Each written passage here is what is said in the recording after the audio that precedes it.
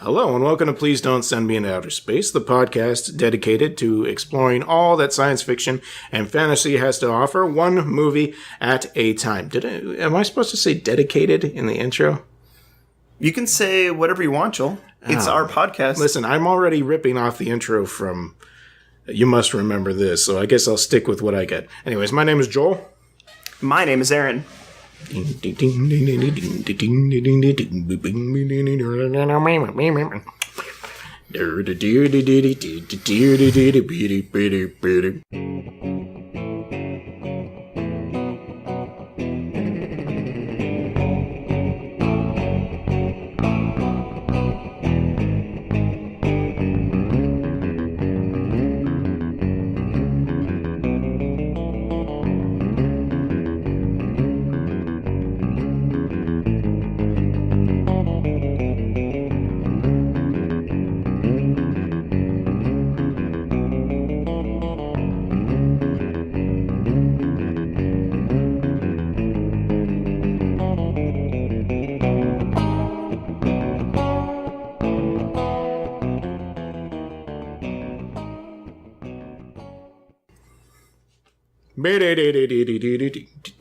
Okay. Hey, welcome back. The movie this week was R.E.D.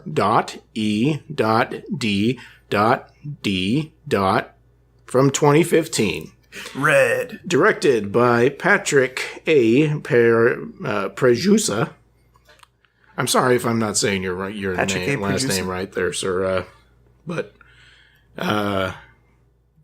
Anyway, starring April Crumb as Red, Chris Plouffe as Smith, and let's say Althea Delmage as Snow. I wonder if that's her real name. That's a pretty cool name if that's her real name. Yeah. Althea Delmage. There's a bunch of bit characters like Amanda Elizabeth plays Beth, but you know, man, Beth. You can get straight into it. Synopsis of this movie. Wow. What happened, Joel? What do we see here? What spaceships? It's in the future. Okay. There is, yes, we live in a space-faring society, although the movie mostly takes place in Earth and Earth's orbit. Okay. There seems to be an evil corporation that's trying to take over the planet by summoning demons using computers. That would be the Grimm Foundation Corporation. And standing in its way is a classified and supposedly no longer existing organization known as REDD. R-E-D-D. What that stands for, I can't remember. Reconnaissance, something. I should have written it down. I am a bad podcast host. No, so Joel. Are you, Aaron. Oh, okay. So are you. Harsh. I don't feel that way, but I would say Sarah would be responsible. She would know what this is, but she is on vacation in Portland. So she didn't get to see the movie. We miss her. She'd be the one setting us straight. It's true. So what'd you think? I actually really like this movie a lot. Intense action. Great sci-fi elements, and you know, with a shoestring budget, I have to say that the overall package for this movie is just awesome. It's a lot of fun. Every time you mention the title of the movie, I just get this visual picture of the spacecraft in this film, and I just really like the production value of it. The fact that they didn't rely on like CG. I really love just the lo-fi feel of the spacecraft, and just seeing them fly around and everything is just so awesome. All those plastic piping painted silver with little notches on the side. You know, it's like the guy who made the spaceship sets also made the weapon sets, because it was all basically the same stuff, but they use it in such a way where they're not trying to make it impressive. They're not the movie was not made to impress anyone except for people who want to see something kind of fun and crazy and definitely zany. This is a zany movie, man, and a lot of fun. Oh yeah, absolutely. Yeah. low, like this is bottom of the barrel, low budget kind It's of pretty stuff low budget, like that. definitely. But it made The Room, or no, The Room is a famous good bad movie, low budget, actors you've never heard of. This is a freaking masterpiece compared to The Room. Incompetency. Absolutely. They must have had multiple takes. Actors seem to be enjoying themselves. Oh, definitely. And they obviously had experience doing this kind of thing. And the director, you can tell that he was on there just to have fun, to make people have fun. Definitely. Yeah, everything you said right there totally makes sense to me. And you just get, again, this overall feeling of just excitement and energy from the film is just so much fun. I have to say that the actress who played Red really just had a great time with the role. I don't know if it was intentionally written this way, but something that I find some comparisons with Red's character to is the Marvel Comics character Deadpool. I feel that she's very reminiscent of that character. Just the quick quips between action shots. Aloofness. The aloofness, the carefree attitude of murdering a million werewolf things, Making badassery look nonchalant. I mean, it's it's not Vash the Stampede Yeah. looking like a Dorcas, but it is kind of like, she just does this, and when she's done, she's like, hey, what's going on over there? She's got ADD or something going on like that. But so her being one of the main characters, I liked her a lot.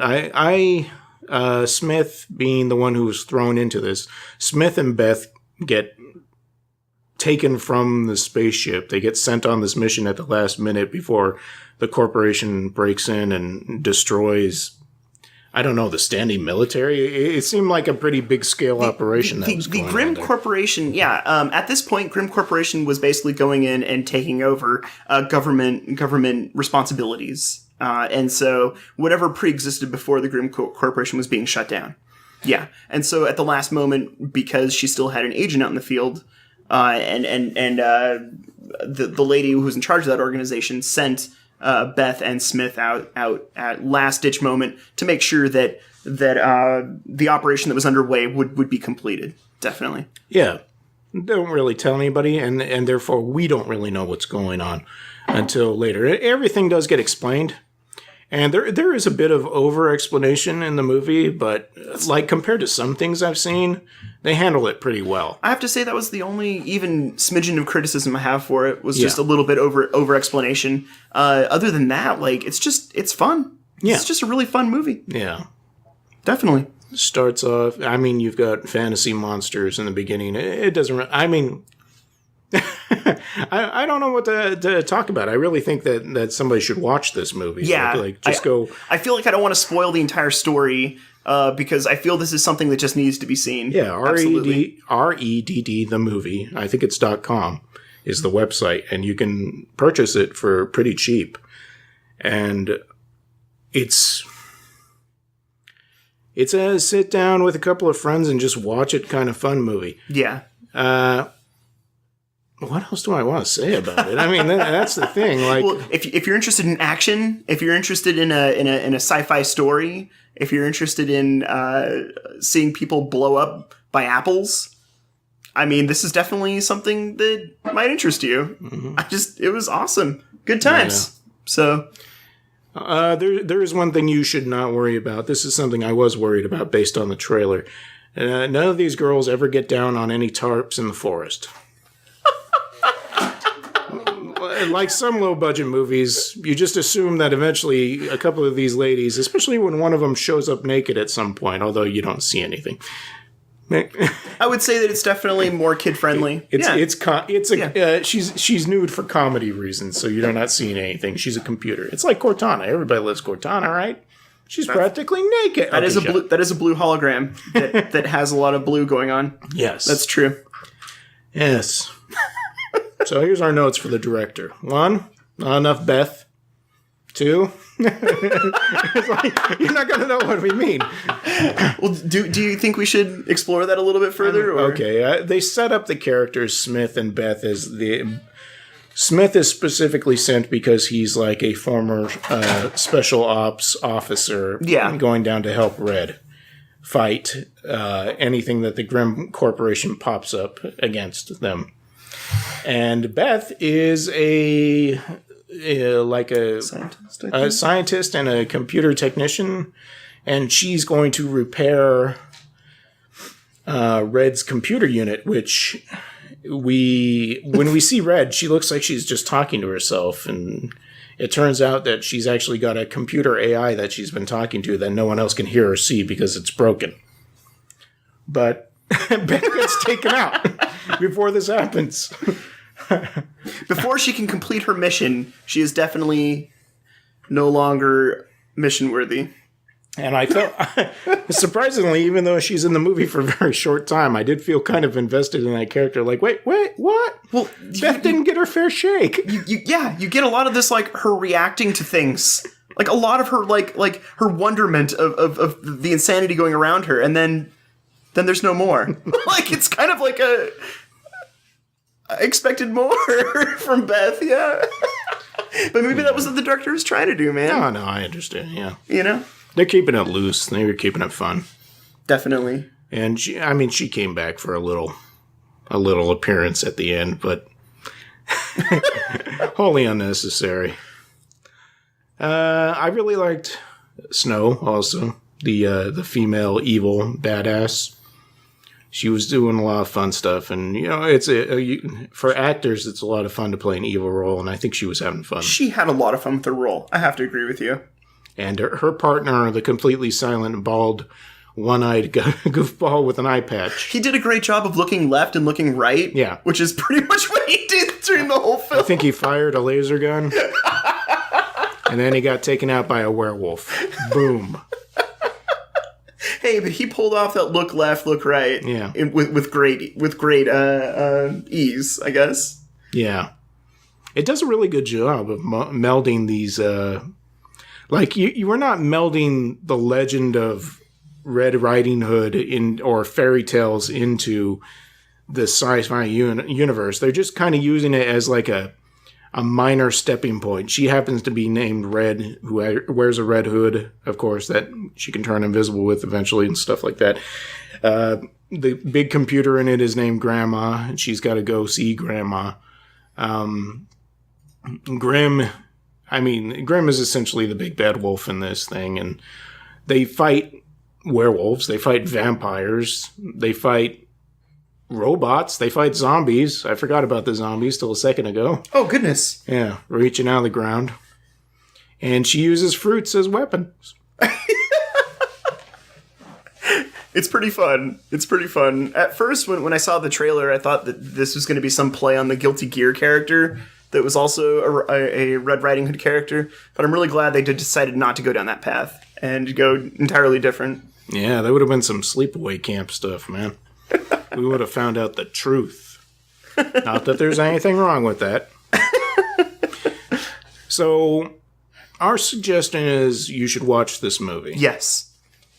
I will say that even though I enjoyed it, it's probably not a movie that I'm going to seek out and watch again.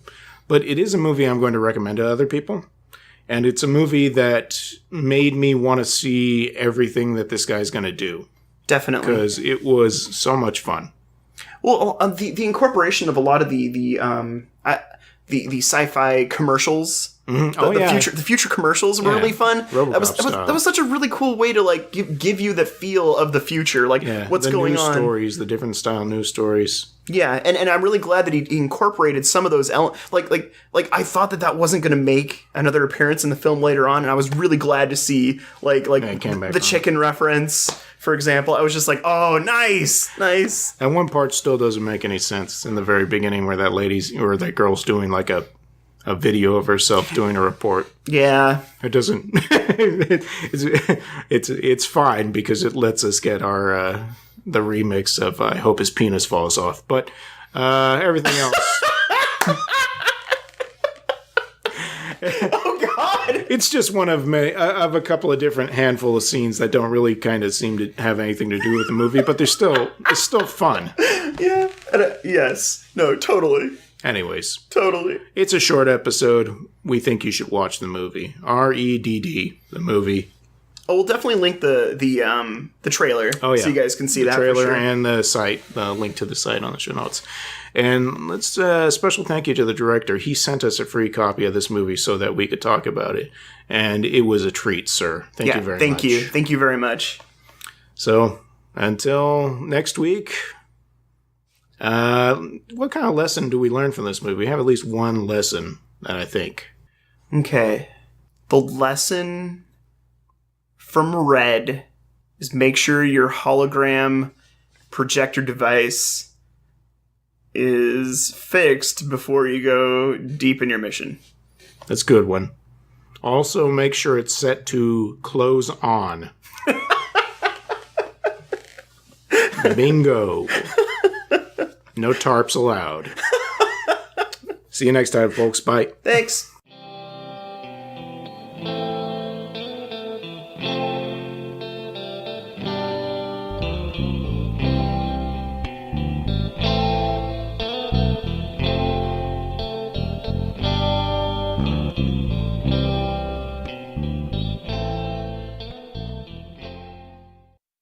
So I bought some more games from your list of Steam games because apparently I am also an addict now. You're like you got some like cheap stuff on the sale or something like that. Yeah. Hello, Joel. My name is Aaron Cornelius, and I'm a Steam addict. I haven't bought a game in weeks. It's been great. 1 day since I bought a Steam game. I'm buying much more expensive PlayStation 3 or 4 games instead because that's the way to beat it. Oh, okay. If I can't afford to buy another game, I won't buy another game. On the other hand, I could buy this $2 Bejeweled clone. Why not? Why not? Play Bejeweled for free. Shut up. This one's got Steam achievements. I bought this game called Spelunky. Yeah, that's a really great game. It's pretty fun. Mm-hmm. If you do the daily challenge map, it's like a new map every day. Oh, that's People cool. do like speed runs. Cool. But you can only play once, so it's cool. I want to get that Steam controller thing that all the kids are talking about. No. Yeah. Okay. Don't get the Steam I don't controller. know anything about I mean, I'm really thankful for the Super Nintendo controller you got me a few years back. But, Oh, yeah, I need that back. Okay. Yeah. Here you go. Thank you. Thanks, Joel. You're welcome. Here it is.